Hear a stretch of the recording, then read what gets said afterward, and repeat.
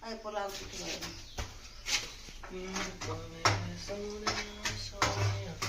Aku tahu lah. Khang xa vậy bố xa thì lo thì khang nè. Khang đủ khăn nó hiện thông lệ. Nó mới thông tin.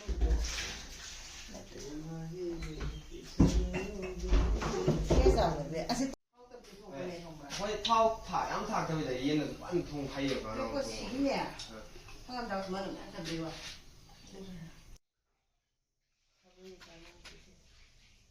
Khi nó lên con tung ta như vậy. Khi nó pha sạc cái đấy. Kia này em. Thì giá này qua, không mà tự tự tôi không muốn mà tiền nó làm gì đã. Có màu chụp ông đủ vào vụ. Có cho tôi nhiều mà. Ấy giảm thùng thùng. Chưa cái gì vậy? Chiran. Thế các bạn. Khơi cái gì vậy?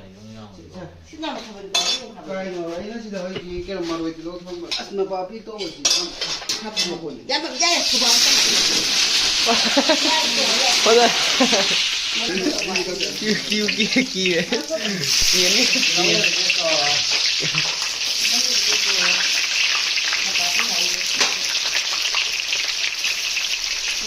Bao giờ này?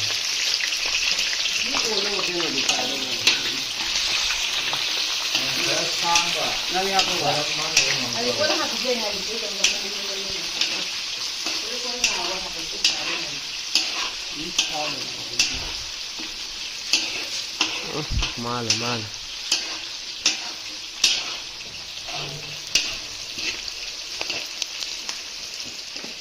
Apa yang tahan dulu? Ayam kado ya. Punya, lu kenal apa ya? Là bạn biết học về mà Thầy rất vui ra học đi. Yam dia dah.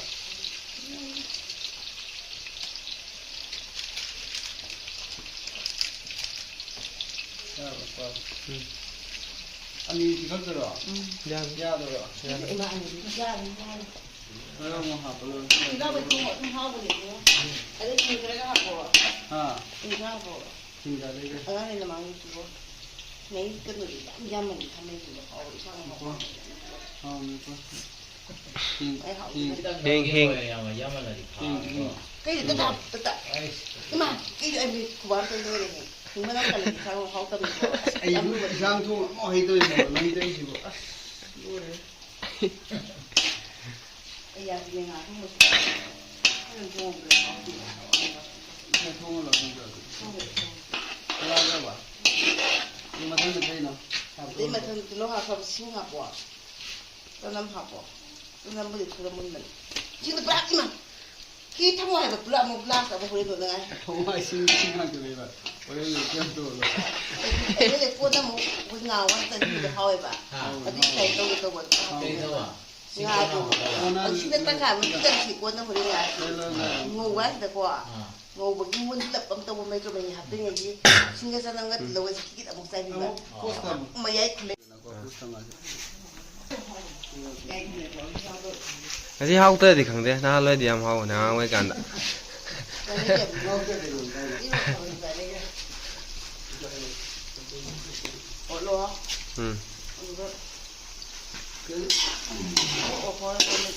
ra thằng một lấy ra cái ra được không? Cái lấy ra một lá sẽ lấy ra. Mà lá sẽ lấy ra một mình mà lấy cái hao đâu là không. Mình giỏi rồi vậy. Dạ này. Mình cá chỉ cần đi. Sao cái này? Lấy nó mình ra được mày sâu đi rồi thao đây. Sâu ya đi tarang đó.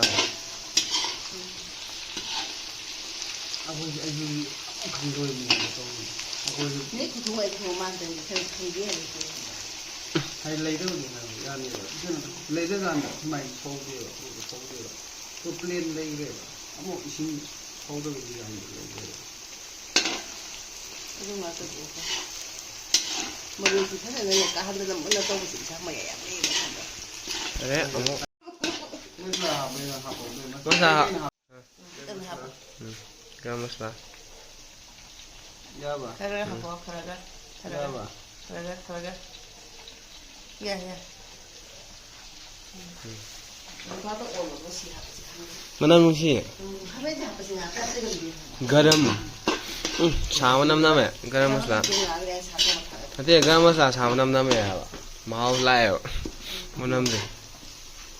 가면 셈바. 누가 좀 야, 합진이. 합치면 불러. 합자가 이거 합자가 봐. 잘해 또. 잘가 하고 야. mấy đứa sau à? Đi ngồi vô ngọc rồi.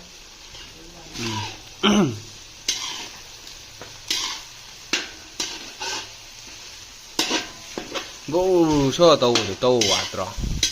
Phải đi đâu lại thật là lại khác nhau à?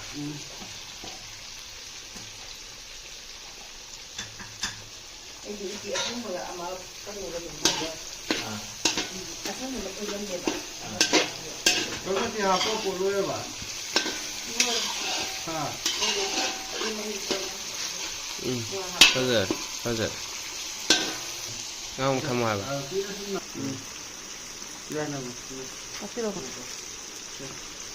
Apa?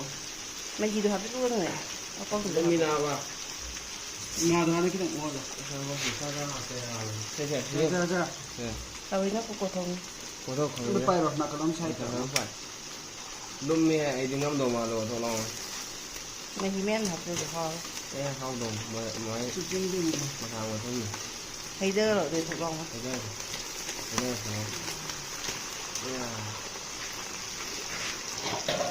Đi bay nó vào nó. Có đi đây thì nó phải thì đã. Đây rồi. Ai ra sẽ đâu. Mua mà chú con Gọi đi gọi câu chuyện ông ác ra. Thì mà mua mà chú gọi đi à? Lấy đội cái này cho con mua.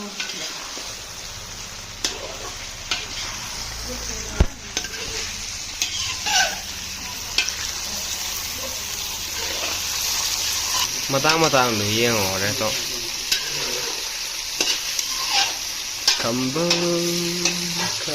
Đây gọi đi bạn, chúng ta. Chúng ta sao học bây giờ trong anh tới khi sao đi là sao? Đây đây gọi đi. Ủa đâu rồi à? Chúng ta gọi. Ngài đi. Ngài. Ngài đi có thế này nào. Thế này nó 뭐 파.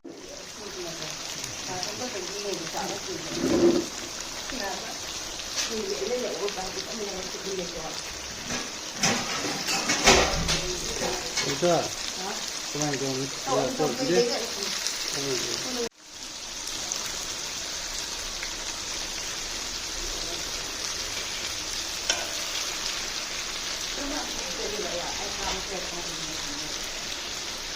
이제 해야 돼.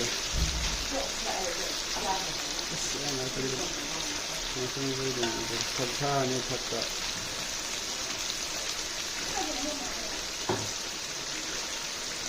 꽤 까질래야 돼, 진짜.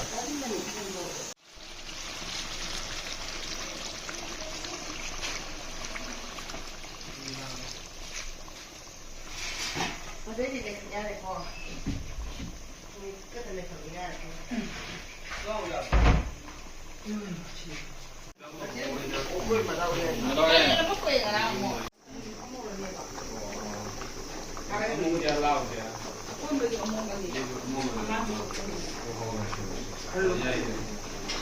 Ông muốn ra gì?